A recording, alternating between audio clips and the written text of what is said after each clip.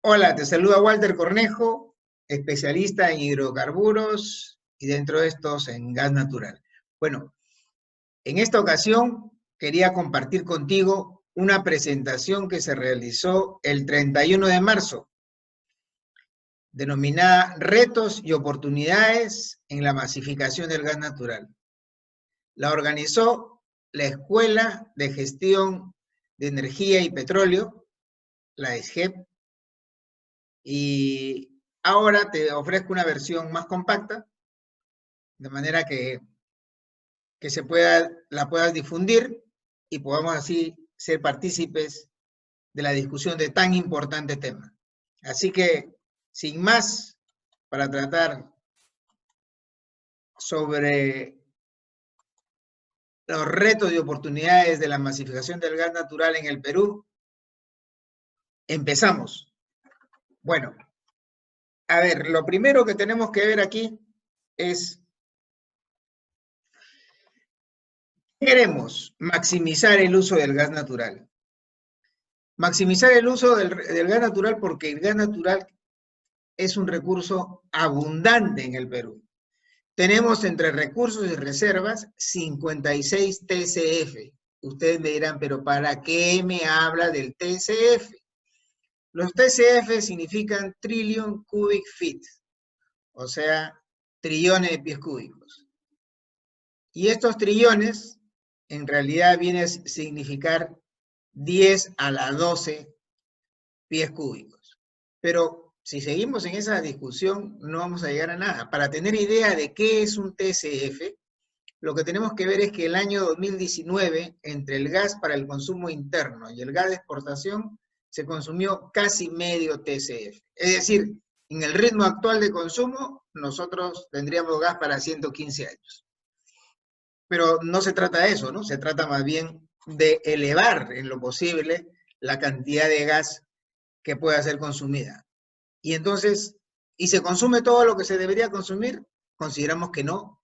Tenemos un problema, porque se están reinyectando en los pozos 300 millones de pies cúbicos.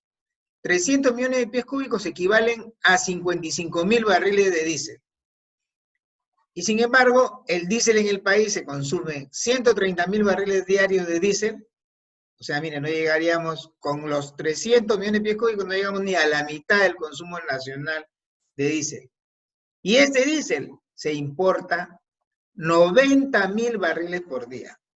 Y además se importa petróleo para producir otros derivados del mismo, como gasolinas, GLP y otros.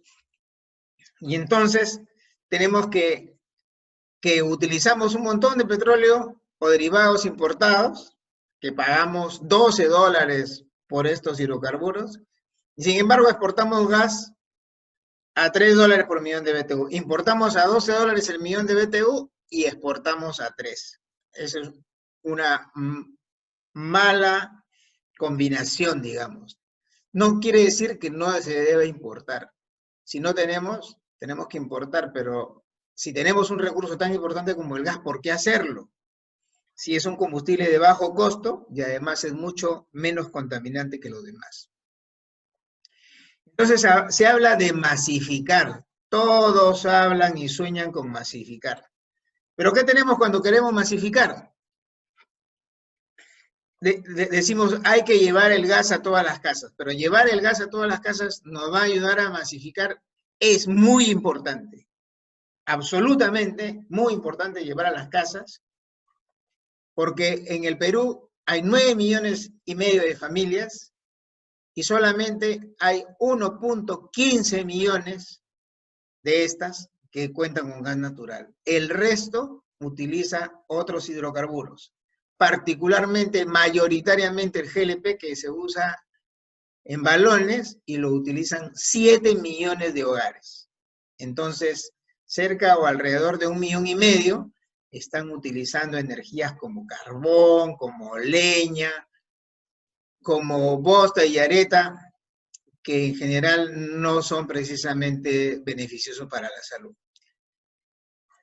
El gas natural, además, cada vez se consume menos en cada hogar. O sea, esta curva de acá nos dice que se está consumiendo menos y actualmente el promedio de consumo por hogar es de $14, 14 metros cúbicos por mes por hogar. 14 metros cúbicos. Es muy poco. Entonces, masificar significa llegar a la mayor cantidad de hogares, pero también significa utilizarlo en la mayor cantidad posible, en la mayor variedad posible de aplicaciones. ¿Por qué? Porque quienes marcan la bandera, quienes marcan el consumo del gas, son estos tres elementos que están a la izquierda, que son 2/3 la generación eléctrica, 11% el gas natural vehicular, que encima está estancado, y 21% las industrias, ¿no? Pero en paralelo a este uso del gas, se compran 280.000 barriles diarios de líquidos. ¿Cuánto representan 280.000 barriles en gas natural? 1.500 millones de pies cúbicos por día. ¿Cuánto consumimos nosotros? 744, ni la mitad. Es decir, si todos los líquidos que consumimos los pasáramos a gas, tendríamos el doble de la demanda adicional respecto a la actual. Importamos 200.000 barriles por día y nuestra balanza comercial no es $140, sino es menos 140 millones de dólares por mes. O sea, una barbaridad, y es un factor que hace que el dólar suba de precio. ¿Qué ha funcionado en este intento de masificación y en realidad con algunos logros importantes? No es que no se haya logrado, o sea, el haber logrado más de 1 millón de hogares, el haber logrado un consumo de 750 millones es importante.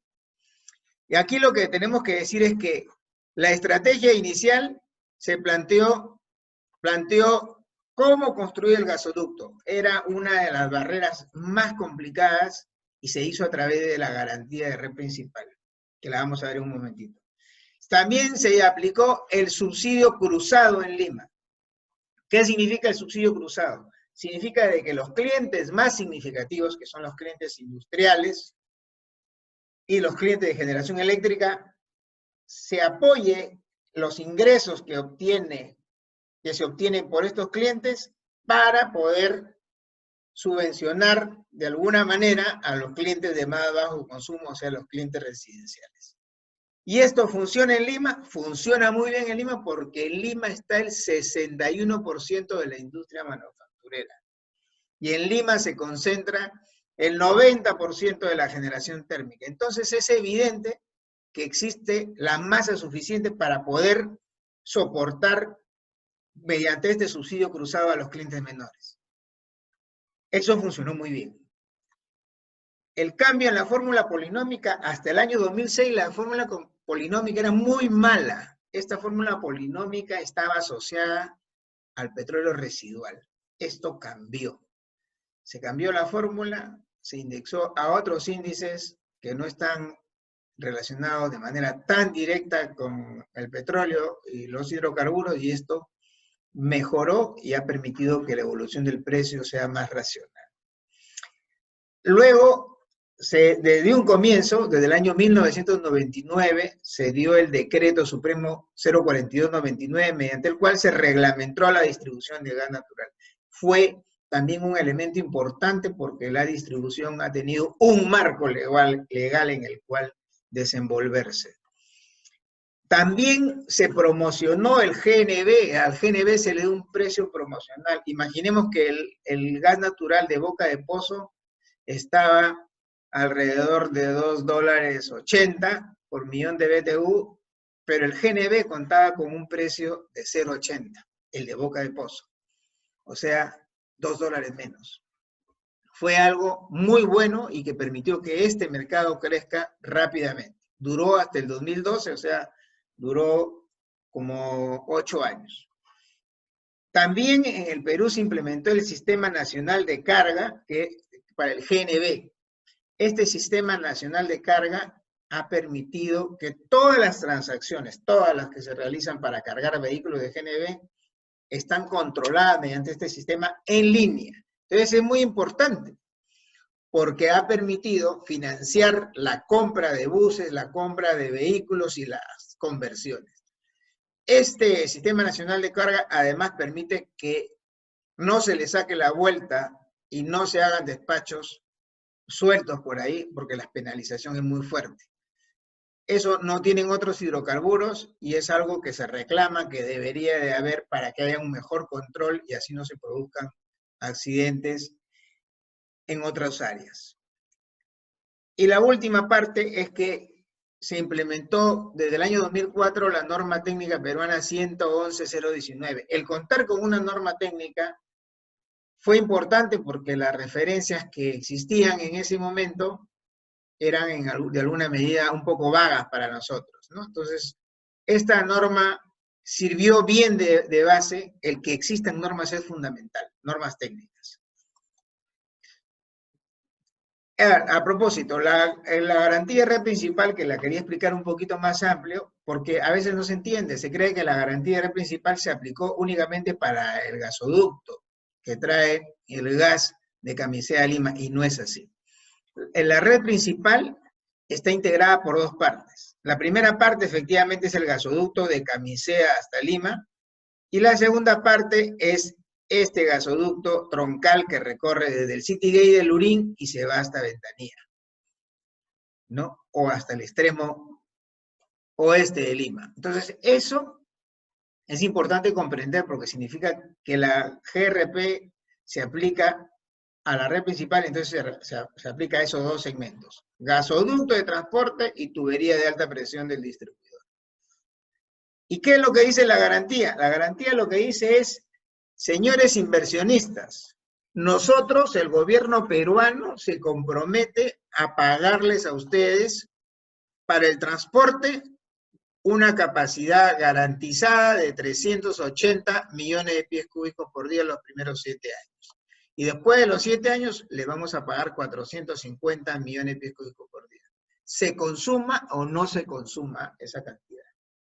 Y en el caso de Lima, la red de alta presión, también los primeros 7 años se paga 225 millones de pies cúbicos y luego 255. Se consuman o no. Entonces, el consumo real evidentemente es más bajo. Digamos que se había previsto que sea esta línea recta que figura acá, en el caso del transporte, y esta en el caso de la distribución en alta presión. Entonces, eso le dio seguridad a los transportistas y al final se logró asignar esta parte, digamos, del proyecto y digamos, se establecieron dos tarifas, ¿no? Una tarifa base y una tarifa para otros consumidores. La tarifa base es para los generadores y los no generadores se le aplica otra tarifa. Para los generadores, que es la tarifa más competitiva, los ingresos, digamos, se establece sobre la base de los ingresos garantizados entre la demanda garantizada. ¿Cuál es la demanda garantizada? Esta, los 380 más los 450. Entonces se hace la ecuación, se traen al valor presente, se dividen los ingresos garantizados entre la demanda garantizada y sale la tarifa base. Y la tarifa para los otros ya no es sobre la demanda garantizada, sino para la demanda contratada. Entonces es un poco más alta. Pero en el tiempo, conforme va creciendo la demanda, esta tarifa para los otros va decreciendo hasta igualarse. Entonces, ese esquema fue muy bueno y entonces dio lugar a un resultado muy favorable porque los inversionistas participaron aquí. En cuanto a la distribución, digamos, la distribución de gas natural, el llevar el gas a los usuarios finales, fue lenta, ¿no? Aquí ustedes pueden ver cómo evolucionó. Recién empezó el 2004, y recién en el 2012, o sea, 8 años después, se pasó la barrera de los 100.000 usuarios. En el año 2012 también se crea el FICE, y el FICE, bueno, el mismo 2012 todavía estaba recién nace, en el 2013 consolida fondos y a partir de 2014 se mete a fondo con el bono gas para las casas, y ya ven ustedes cómo ha ayudado este elemento para que se incremente la cantidad de usuarios en Lima. ¿no? Lamentablemente, este bonogas se ha aplicado solamente, que lo que es a partir del FICE, se ha aplicado solamente a Lima e Ica. Entonces, bueno, en Lima en los últimos 4 años ha logrado 600.000 conexiones, ¿no? Batiendo el récord el año pasado, 2019, con 190.000. Es para que tengan idea del peso que tiene que el Estado se compre el problema e intervenga en la promoción del gas natural. Pero eso, lo malo es que no se ha hecho con las provincias, con las otras.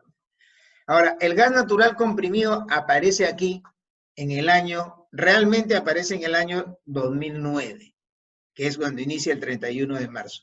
El 2008 recién se promulgaron la norma técnica 111.031 y el decreto supremo 057 de 2008, que es el reglamento de comercialización. Pero el GNC, digamos, empezó a moverse a finales de 2005, cuando sale este decreto supremo 063-2005-M, decretado en diciembre de 2005. Y los primeros proyectos de GNC se empezaron a esbozar el 2006-2007. Lamentablemente, no contaron con el apoyo del concesionario, quien en Puente Piedra denegó la primera mini red que podía haber llevado gas a esa zona tempranamente, pero recién los comercializadores al final lo empezaron a llevar ya de manera individual, ya no a través de redes, y el concesionario llegó ahí el año 2017. ¿Quiénes han sido el driver, el motor, aquí en el gas natural? Aquí en la derecha pueden ustedes ver que la clave pues, es la generación eléctrica, que es la zona azul celeste, ¿no? Fundamental. La zona verde, la zona industrial, y GNC también está ahí, y acá esta franja que se ha mantenido ya constante, ya no ha crecido en los últimos años, que es el GNB. Y acá en la zona izquierda vemos cómo ha ido evolucionando la demanda, ¿no? Y ustedes se pueden dar cuenta que la demanda se disparó del 2009 al 2010 cuando aparece el GNL de exportación, ¿no? Del cual hoy cerca de 600 millones de pies cúbicos por día se exportan. Bueno, esto también ayudó a que desaparezca la garantía de red principal definitivamente entre el 2010 y el 2011. El gobierno de aquel entonces, del 2006, ¿no? Alan García estaba a cargo, promulgó ya, buscando que lograr una molécula competitiva de $1 por millón de BTU, emite una ley de descentralización y solicita renegociar el contrato o negociar el contrato con el consorcio Camisea para lograr molécula de dólar y firma un contrato de sobreprecio para gas de regiones suscrito entre el Pro Inversión y el consorcio Camisea.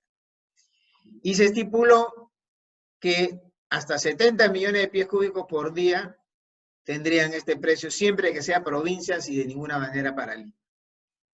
¿No? El año siguiente, el 2008, bajo este paraguas se adjudica la concesión que hoy es de Contugas, que en esa época era del Consorcio de Energía de Bogotá y TGI de Colombia, y empiezan a trabajar ya, bueno, demoraron un poco, recién en el 2014, y a fin del año pasado ya tenía 61.000 usuarios, aunque tengamos en cuenta que en esa zona, en esa región hay 200.000 potenciales, ¿no? Los cuales están concentrados en el 50% de la provincia de Ica. También Contugas construyó un gasoducto de 20 pulgadas que llega hasta Marcona y que no tiene un uso significativo porque no resultaron los proyectos que estaban previstos para ese entonces. En cuanto a las concesiones posteriores, ya hablamos de otro gobierno, del gobierno del señor Ollanta Humala, y aquí se buscó masificar el gas, se decía que se buscaba masificar en todo el Perú. Entonces se buscó llevarlo a 19 ciudades, desde Puno, desde acá, hasta Cajamarca. El proyecto era súper ambicioso, pero estaba mal concebido. Estaba metido GNC en este proyecto y al final tuvieron que descartar, entonces, porque el GNC no es viable para las localidades altoandinas, fueron descartadas, se han propuesto para otra licitación, para otro concurso, y entonces se asignaron para 11 localidades, 7 en el norte y 4 en el sur. En el norte están 7 localidades dentro de 4 regiones y en el sur estas 4 ciudades dentro de 3 regiones, las más importantes del sur, ¿no? Arequipa, Moquegua y Tacna. No estoy hablando de las localidades altoandinas, prácticamente esto es costa, aunque Arequipa, seguramente que algunos me dirán, Arequipa no es costa. Pero para este propósito considerémoslo así. Entonces, se estableció un modelo en el cual este gas que va a ser utilizado acá iba a tener un costo de $4 por millón de BTU, más o menos, y de ahí ya se llevaba, como está licuado en Melchorita, ya se lleva como licuado en camiones de gran capacidad al norte y al sur, ¿no? Las empresas anunciaron aquí sus propuestas, 150,000 usuarios en los primeros 5 años para Coavi en el norte y 64,000 usuarios para 7 años en el sur. En resumen, en 5 años más o menos 200,000 usuarios. Nos parece poco, no es una crítica a las empresas, no nos parece que el proyecto no ha estado concebido bien desde el punto de vista de la masificación, porque masificar significa llevar a un número significativo de hogares. Llevar a 200,000 hogares en 5 años en un país que tiene casi más de 8 millones que no utilizan gas natural, parece muy poco.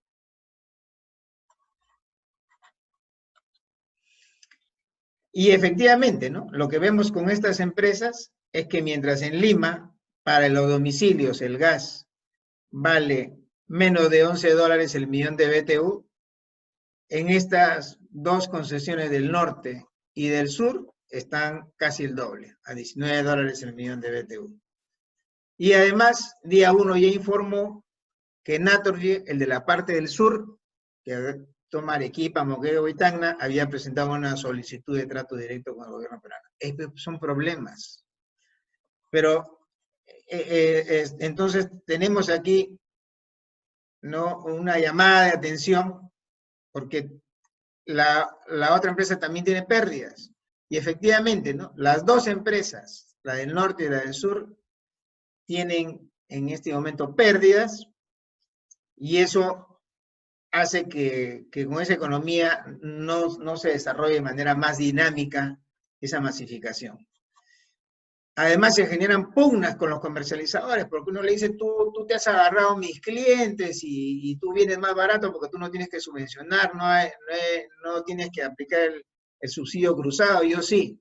Y efectivamente, ¿no?, en estas concesiones norte y sur, el Estado aplicó el mismo principio de subsidio cruzado que hablamos hace un momento, que de Lima los industriales más grandes soportan, los industriales y los generadores soportan, no los consumos de los consumidores más pequeños. Bueno, eso no puede pasar en estas otras provincias, primero porque las industrias son muy pequeñas y dispersas encima, pero además tenemos el tema de que ahí no hay generación eléctrica, entonces la cantidad que les puede llegar de subvención para los hogares es pequeña.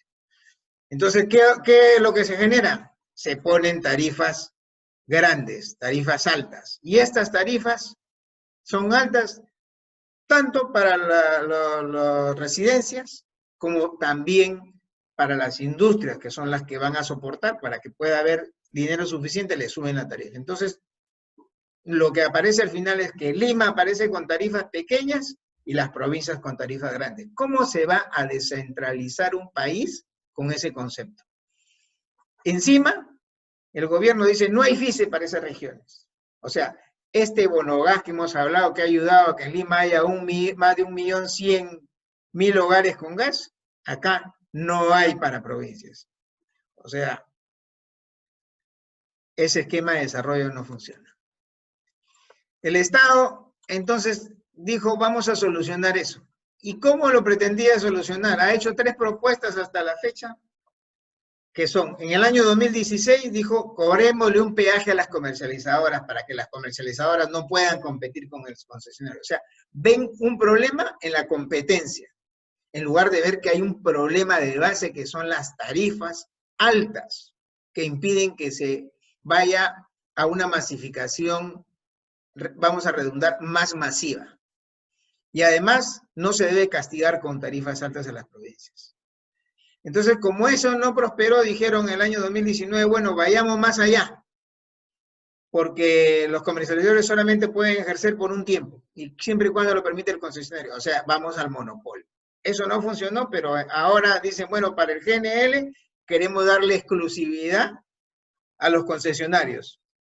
Y al concesionario, ahora, además de distribuidor, va a ser comercializador, va a tener las atribuciones que tiene para comercializar GNL en sus concesiones y los otros están prohibidos. Otra vez monopolio. Bueno, como vemos, yo creo que no está viendo el tema de fondo el gobierno y con ese tipo de supuestas soluciones no vamos a mejorar. O sea, en lugar de hacer crecer los actores en el negocio, los quiere hacer reducir. Y encima tenemos otro problema más, y es que el mercado vehicular se ha estancado. Miren ustedes, desde el año 2014 está estancado hasta el año 2019, hasta el año pasado. ¿Por qué? Porque el Estado no ha hecho ni una promoción del GNV sustantiva. O sea, sacó un fondo que en el 2018 no hizo nada. Y en 2019 ya entró a tallar a fondo, pero con pocos recursos. Entonces, hizo, claro, lo del FICE lo ha hecho algunas conversiones de vehículos. También hay que decirlo, ¿no? No es que no haya hecho el esfuerzo, pero los esfuerzos no parecen estar sincronizados, ni pareciera haber una política clara a nivel gubernamental que establezca metas y objetivos concretos, ¿no? Que se diga, queremos tener 1 millón de hogares fuera de Lima gasificados. Digo, ¿no? Es trazarse objetivos de esa naturaleza. Eso no hay, no ha aparecido en absoluto. Siempre se habla de la política energética y de la estrategia energética, pero palabras, no hay metas. El sistema de precios no ayuda. La informalidad que tienen otros combustibles tampoco ayuda. El incumplimiento del Estado de su propio decreto supremo 028-2014 que dice que hay que gasificar, hay que poner GNV en todos los vehículos del Estado, no lo cumple el Estado. O sea, el Estado emite un decreto para no cumplirlo. Entonces, tenemos un parque automotor importante de 3 millones de vehículos y tenemos dentro de eso tractocamiones y buses que podrían cambiar la tónica del consumo del gas natural. ¿Y por qué decimos esto? Porque recuerda que hablamos de 280.000 barriles diarios de líquidos. Bueno, el 70% del consumo de combustibles líquidos es para el transporte. O sea, si queremos cambiar la matriz energética, cambiemos el combustible de transporte y apenas siquiera estamos hablando de una pequeña porción y estaremos cambiando la matriz energética del país. Ahora se habla de que vamos a magnificar a través de las regiones altoandinas, ¿no? Con objetivo de 115.000 casas. Otra vez decimos, mira, el otro, 200.000 casas en 5 años. Este, en 5, 7 años, 100.000. O sea, son cantidades pequeñísimas. Nosotros no queremos un saludo a la bandera, ¿no? Nuestra propuesta es que tienen que haber metas mayores, porque los habitantes del Perú no quieren saludos a la bandera, quieren gas de verdad. Entonces, vayamos con propuestas distintas. Por otra parte, aquí tenemos una zona como Ucayali, que es distinta del resto. Ucayali no es igual que todas las zonas altoandinas. Ucayali inclusive tiene una fuente de gas cercana. Entonces tiene que tener un tratamiento diferenciado y debería tener un proceso distinto en el cual el gobierno peruano se comprometa desde ya, ¿no? También está la definición del gasoducto, pero el gasoducto no va a llegar pronto. Ahí la opción va a tener que ser GNL, pero en un modelo, otra vez, decimos, el Estado tiene que participar de una manera distinta y tiene que incluir el FICE. Entonces, lo que nosotros decimos es, ¿qué se tiene que hacer?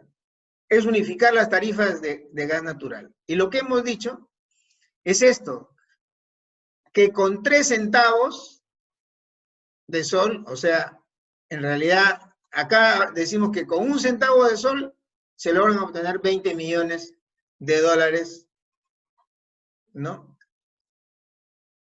Y con 20 millones de dólares se pueden financiar redes para 50.000 usuarios.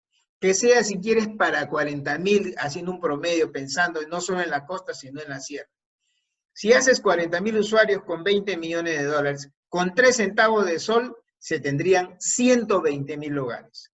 120.000 hogares por 5 años da 600.000 hogares. Eso es 3 veces lo que tiene como metas las 2 concesiones sumadas del norte y del sur. Entonces, nos parece una buena idea. Y alguien me dirá, pero es mucho, ¿tú cómo quieres sacarle los 3 centavos? Es demasiado dinero. Miren, el año pasado, el 2019, las tarifas se incrementaron en 5 centavos y nadie dijo nada. Nadie sintió los 5 centavos. Por eso yo digo que 3 centavos y pueden servir para que Lima de alguna manera le devuelva a las provincias lo que las provincias en su momento, cuando se construyó por garantía principal, todo el país pagó la garantía principal. Bueno, devolvámosle algo, pues, ¿no? 3 centavitos. Y nunca el gas se va a regalar y el fee se tiene que haber para soportar las instalaciones internas y con eso se caen además los conflictos entre comercializadores y concesionarios, porque el comercializador no va a tener esos precios tan competitivos y va a seguir haciendo la actividad para la cual se creó, que es ir a los mercados remotos. Y tiene que haber incentivos para el GNB y GNL. O sea, hemos puesto aquí en España un ejemplo en el cual para los autos a gas, 3.000 euros. Para los buses y camiones, por acá los tenemos, 20.000 euros.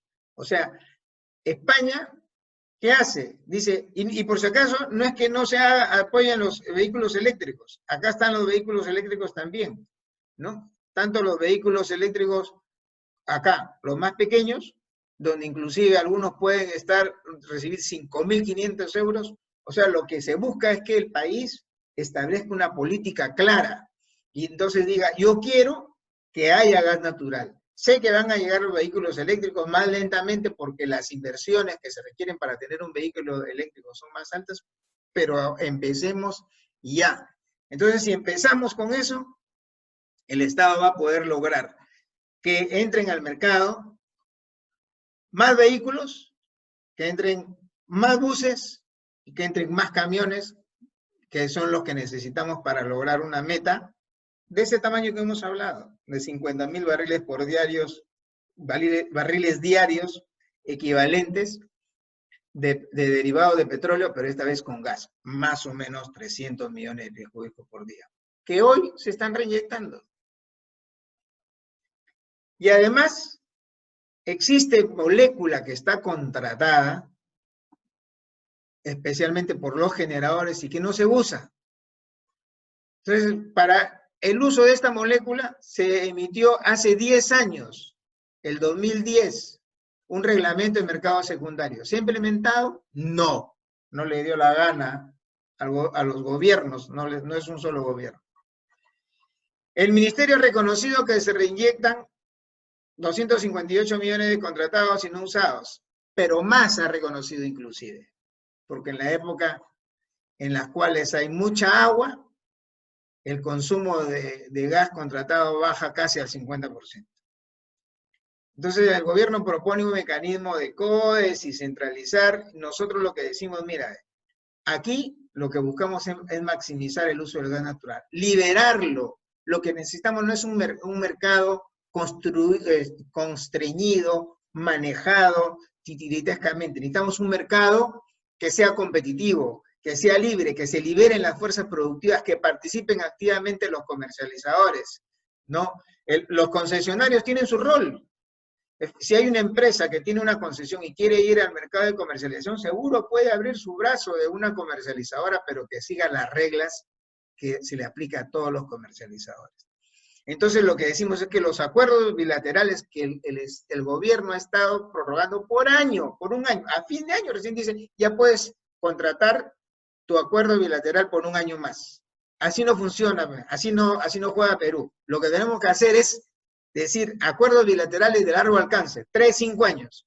Y mientras, vamos a hacer que funcione con un plazo máximo de 3 años el mercado secundario de gas natural que requiere, pero además hay que liberar desde ahora el gas de boca de pozo y también el de transporte, el de capacidad de transporte. Solamente se estaba liberado el de transporte y no así el de boca de pozo. Tiene que permitirse que los que han comprado de más y lo pagan, tengan pues la posibilidad de revenderlo a otros usuarios. Es la única opción.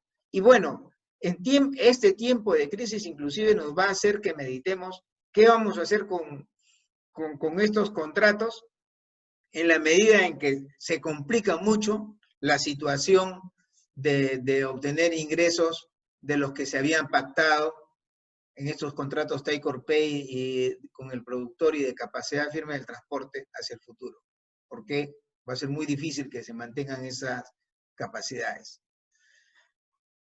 Las normas que se aplican en el Perú también tienen que ser más homogéneas, tienen que ser normas más dinámicas, sobre todo más dinámicas. Lo que tenemos nosotros son normas peruanas que se decretan una vez y no se revisan hasta después de 10 años, ¿no? Las últimas normas peruanas tienen, en el caso de GNC, 2008, en el caso de GNB, 2007, es decir, y el caso de las tuberías de polietileno 2008, en realidad lo que tenemos son normas totalmente anquilosadas, ya las tecnologías han superado, las normas internacionales como la NFPA, para el GNB y para el GNL, por ejemplo, tienen en este caso, tienen un año de antigüedad.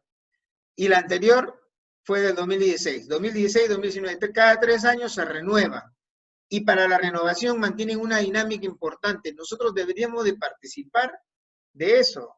Y los procesos que se plantean bajo estas normas también son más simples. Pero más simple no significa que no sea menos riguroso. Más simple significa de que el Estado tiene que poner más vigilancia operativa.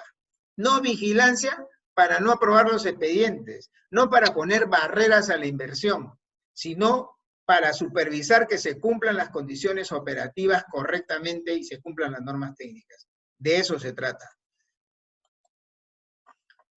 Bueno, antes del coronavirus teníamos un precio de dólar, este es el Brent, que es el británico, casi $70, y el norteamericano casi $60. Ahora, el primero se cayó a $28 o 30, y el de 60, el norteamericano, se cayó a $22 o 25, pero se cayeron mucho, se cayeron casi 60%. Entonces, las economías del mundo, no es que mañana dice uno, ya está, se acabó la cuarentena y ya todo el mundo regresó a trabajar y no pasó nada. Eso no va a ser así.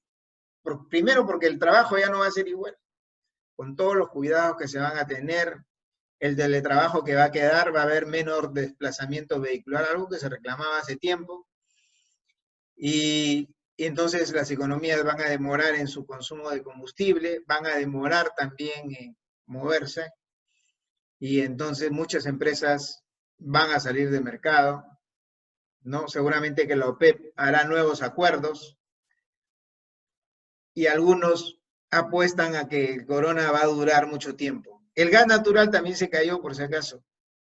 Y esto lo que nos dice es que vamos a tener que repasar el esquema de precios a nivel nacional. De pronto, no vamos a tener que ir a cambiar estos contratos take or pay y capacidad firme, porque quizás haya que replantear su vigencia, por lo menos durante los siguientes 2 años, ¿no? Porque se necesita tarifas competitivas, se necesita precios competitivos contra los precios de los derivados hidrocarburos como el GLP, por ejemplo, que se ha caído tanto y que yo creo que va a mantener por un buen tiempo un precio bajo. Entonces el gas natural no podría competir y podría perder espacio, y no es lo que queremos, ¿no? El Perú tiene tanto gas natural que que en el caso, por ejemplo, de Estados Unidos, apenas se incrementó las reservas y comenzó a tenerse mayor acceso al gas natural, los precios bajan. Pero acá a veces decimos, no, yo tengo mi precio prácticamente regulado y entonces yo me mantengo ahí. No, no, no. Aquí tenemos que buscar flexibilidad, señores. El país necesita reactivarse y va a tener que apostar por la infraestructura. Infraestructura significa las carreteras de comunicación, o sea, las carreteras de asfalto, si quieres, y las carreteras de energía, que son las redes y los gasoductos. Entonces, esto que hablamos de que Lima soporte, probablemente ya no va a tener Lima los consumos que tenía tan grandes antes en la generación y en la industria, pero aún así va a ser capaz de financiar parte del crecimiento de las redes de provincias. Hay que estimular esto. Yo le decía, 3 centavos no es una cantidad significativa. Entonces, tenemos que resolver el precio de las tarifas. Si nosotros, si hay tanta incomodidad, tanta oposición, tanta renuencia a unificar las tarifas a nivel país, con este subsidio de los 3 centavos y con el apoyo del FICE, las inversiones se reducen tanto que prácticamente lo que queda es una cantidad pequeña, y lo que es el transporte del GNL, que tampoco es una cantidad muy elevada, porque precisamente una de las ventajas que tiene el GNL es que se puede mover 1 millón de pies cúbicos por día, o sea, 30.000 metros cúbicos se pueden mover en un solo tanque en el transporte, y eso da costos reducidos en el transporte, y por lo tanto al final las tarifas podrían ser muy pequeñas y parecerse a las tarifas de Lima en estas provincias. Entonces, hay que promover el gas natural vehicular, hay que promover el GNL. El GNL va a ser una vía clave para poder aportar al gas natural vehicular, sobre todo para buses interprovinciales y para tractocamiones, porque se parece. No es como el GNC, que son cilindros muy pesados, que tienen poca capacidad, poca autonomía. El GNL tiene gran autonomía y además tiene bajo peso, y eso sería formidable. Además se parece a los combustibles líquidos, entonces va a ser fantástico que se pueda implementar, pero para eso se necesitan los bonos. Por eso alguien dijo, a ese bono hay que ponerle un nombre: bono de chatarreo. Bono de chatarreo. Puede ser exoneración del IGB. Bueno, las fórmulas las tienen que plantear pues ya las mejores fórmulas. Yo creo que los economistas del Ministerio de Economía y Finanzas deberían terminar de modelar, ¿no? Entonces, y necesitamos además un plan en el cual la masificación, no miremos así que queremos que el país tenga metas específicas de kilómetros de redes, pero más que kilómetros de redes nos interesa de casas, de cuántos hogares queremos tener con gas natural. Si tenemos 7 millones de hogares con balones de GLP, vamos a reemplazar siquiera 1 milloncito, por supuesto, deberíamos aspirar a 1 milloncito en provincias.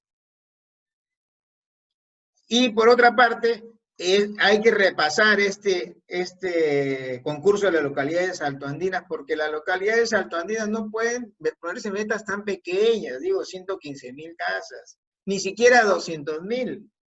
Deberíamos aspirar a mayor cantidad, y deberíamos aspirar a que en estas localidades los consumos sean altos, porque ahí las épocas de frío intenso reclaman consumos altos y no consumos pequeños. No es Lima, Puno, Cusco, Huancavelica, Purima, no son Ayacucho, no son Lima.